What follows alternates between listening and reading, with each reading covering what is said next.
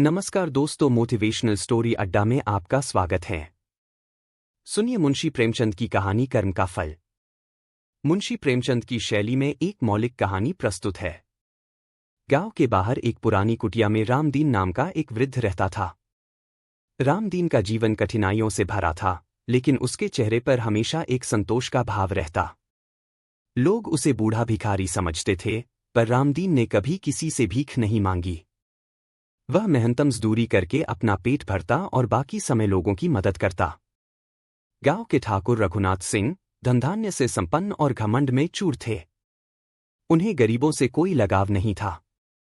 उनका मानना था कि गरीब लोग अपनी हालत के खुद जिम्मेदार होते हैं। एक दिन ठाकुर साहब का बैल अचानक बीमार पड़ गया। बैल उनके लिए अत्यंत महत्वपूर्ण था, क्योंकि उससे ही खेतों की जुताई होती थी। उन्होंने गांव के वैद्य को बुलाया, पर बैल की हालत में कोई सुधार नहीं हुआ।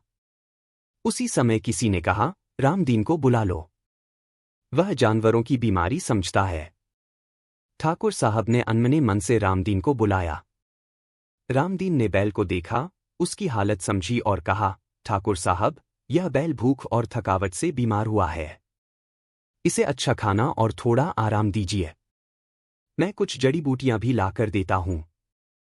रामदीन ने बैल की सेवा की और कुछ ही दिनों में वह स्वस्थ हो गया। ठाकुर साहब ने रामदीन को इनाम देना चाहा, लेकिन रामदीन ने विनम्रता से मना कर दिया। एक दिन गांव में बाढ़ आ गई।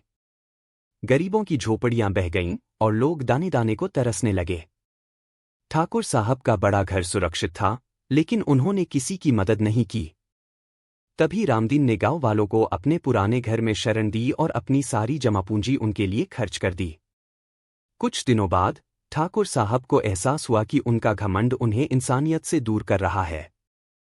उन्होंने रामदीन से माफी मांगी और गांव वालों के लिए अनाज और मदद का इंतजाम किया। नैतिक शिक्षा। दौलत से नहीं, बल्कि दूसरों की मदद करके ही सच्चा सुख और सम्मान मिलता है। अच्छा कर्म हमेशा जीवन में फल देता है। धन्यवाद।